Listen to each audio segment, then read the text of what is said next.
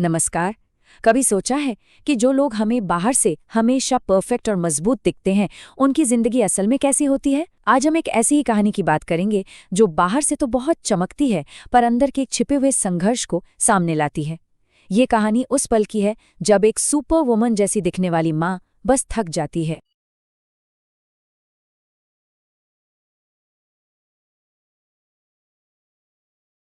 कहानी की शुरुआत होती है एक अधूरी लाइन से। एक ऐसी लाइन जो माया अपनी डायरी में लिख रही थी और जो अपने आप में ही एक पूरी कहानी कह जाती है। ये लाइन हमें उसके अंदर चल रही उथल-पुथल का, उसकी बेचैनी का एक गहरा एहसास दिलाती है। ये वो सच था जिसे वो शायद दुनिया से छिपा रही थी। तो चलिए सबसे पहले माया की दुनिया को समझने की कोशिश करते हैं। पहली नजर में देखें तो माया की जिंदगी किसी सपने जैसी ही थी। एक ऐसी दुनिया जो कामयाबी और जिम्मेदारियों से भरी थी और जिसकी हर कोई तारीफ करता था। लेकिन सवाल ये है कि क्या सच में सब कुछ वैसा ही था जैसा दिख रहा था? माया की दुनिया इन 5 चीजों के चारों तरफ घूमती थी। दिल्ली शहर की भागदौड़, काम के इवेंट्स, अपनी किताब लिखने का एक बड़ा सपना, बच्चे का स्कूल और घर की वो अनगिनत जिम्मेदारियां जो कभी खत्म ही नहीं होती। हर दिन वो इन सब के बीच एक बैलेंस बनाने की कोशिश में लगी रहती थी। मतलब एक ऐसा कर्तव्य जिसमें गलती की कोई गुंजाइश ही नहीं थी। और यहीं पर दो अलग-अलग हकीकतें आमने सामने आती हैं। बाहर से लोग उसकी चमकती हुई कामयाबी देख रहे थे, लेकिन अंदर की सच्चाई ये थी कि इस कामयाबी की कीमत वो अपनी नींद और अपने सुकून से चुका रही थी। हर रात जब पूरी दुनिया सो जाती थी, वो अपने सपनों और जिम्मेदारियों के बोझ तले जागती रहती थी। और लोग उसे किस नज़र से देख रहे थे, इसका एक और उदाहरण तब मिलता है जब एक पड़ोसन उससे कहती है, अब तो तुम्हें बहुत आराम मिलता होगा। और माया बस मुस्कुरा के हाँ कह देती है, क्योंकि सच तो ये है कि कभी-कभी सच बोलने की हिम्मत भी नहीं होती, खासकर तब जब आपको लगे कि सामने वाला शायद समझेगा ही नहीं। तो बस यहीं से कहानी का अगला चैप्टर शुरू होता है, जब माया की इस परफेक्ट दुनिया में धीरे धीरे दरारें पड़ने लगती हैं और वो थकान जो अंदर ही अंदर सुलग रही थी, अब अपना असर दिखाना शुरू कर देती है। ये एक ऐसी दस्तक थी जिसे वो और नज़रअंदाज नहीं कर सकती थी। उसकी थकान अब सिर्फ दिमागी नहीं रही थी, अब वो शरीर पर दिखने लगी थी। सिर हर वक्त भारी रहता, आंखें जलती रहतीं और दिमाग जैसे एकदम खाली हो गया हो। एक सुबह तो इतनी थक गई कि उसकी सास को उसे जगाना पड़ा और उसे ये तक याद नहीं था कि रात में गैस बंद की थी या नहीं। सोचिए ये कितना डरावना एहसास होगा कि आप अपनी ही जिंदगी पर कंट्रोल खो रहे हैं। और फिर एक दिन वो पल आया जब दबाव हद से ज्यादा बढ़ गया।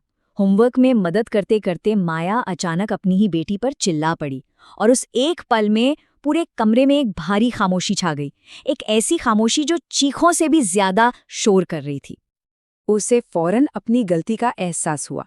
वो जानती थी कि ये गुस्सा उसकी बेटी के लिए नहीं, बल्कि खुद के लिए था। अपनी ही बनाई उम्मीदों के बोझ तले वो दबती जा रही थी। सबको खुश रखने की इस कोशिश में वो खुद को ही कहीं खो रही थी। ये एक ऐसा एहसास है जो शायद बहुत सी माँओं ने कभी न कभी महसूस किया होगा। ये एक ऐसा पल था जिसका बोझ शायद शब्दों में बयां नहीं किया जा सकता। उस रात पहली बार ऐसा हुआ कि आर्या बिना कहानी सुने ही सो गई।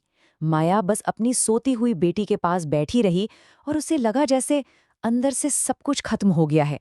वो सुपर वुमन का मुखौटा टूट चुका था और उसके पीछे सिर्फ एक थकी हुई इंसान खड़ी थी। तो अब हम पहुंचते हैं कहानी के उस मोड़ पर, उस टर्निंग पॉइंट पर जहां सब कुछ बदलने वाला था। ये वो पल है जब सालों से दबाया हुआ दर्द और थकान का बांध आखिर में टूट जाता है। ये वो पल है जब माँ थक जाती है। कभी कभी जिंदगी के सबसे बड़े बदलाव की शुरुआत बहुत ही साधारण सवालों से होती है। उसके पति आरव का बस एक सीधा साधा सवाल, सब ठीक है? और इन 3 शब्दों ने उस दीवार को तोड़ दिया जो माया ने अपने चारों ओर बना रखी थी। इसी सवाल ने उसे वो हिम्मत दी जिसकी उसे सबसे ज्यादा जरूरत थी। और आखिरकार आंखों में आंसू लिए माया ने पहली बार बिना किसी बहाने के पूरी ईमानदारी से वो कह दिया जो वो कब से महसूस कर रही थी, मैं थक गई हूं। उसने कहा कि वो हर चीज से थक चुकी है, यहां तक कि खुद से भी। ये कबूलनामा था और एक तरह की आज़ादी भी। आरव का जवाब कोई लेक्चर या कोई समाधान नहीं था, बल्कि एक सुकून की लहर जैसा था। ये एक बहुत ही साधारण वाक्य था, पर इसने माया को वो एहसास दिलाया जिसकी उसे सबसे ज्यादा जरूरत थी, कि वो इस लड़ाई में अकेली नहीं है। तो इस एहसास के बाद क्या हुआ?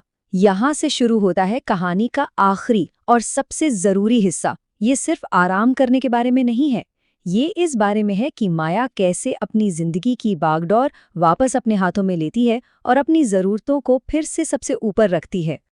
अगले ही दिन माया ने कुछ छोटे छोटे लेकिन बहुत जरूरी बदलाव किए। वो देर तक सोई, लिखने की टेंशन छोड़कर उसने आराम को चुना, और सबसे जरूरी, वो अपनी बेटी के साथ बस यूं ही पार्क में समय बिताने चली गई। ये काम की दुनिया से हटकर जिंदगी को असल में जीने की तरफ एक बहुत बड़ा कदम था। और सबसे बड़ा बदलाव तो तब दिखा जब उसकी सास ने उससे देर से उठने का कारण पूछा। इस बार माया ने कोई बहाना नहीं बनाया। उसने साफ साफ और बिना किसी गिल्ट के कहा कि उसे आराम की जरूरत है। ये उसके अंदर आए एक गहरे बदलाव का सबसे बड़ा संकेत था। अब वो दूसरों की उम्मीदों के लिए नहीं, अपनी जरूरतों के लिए जी रही थी।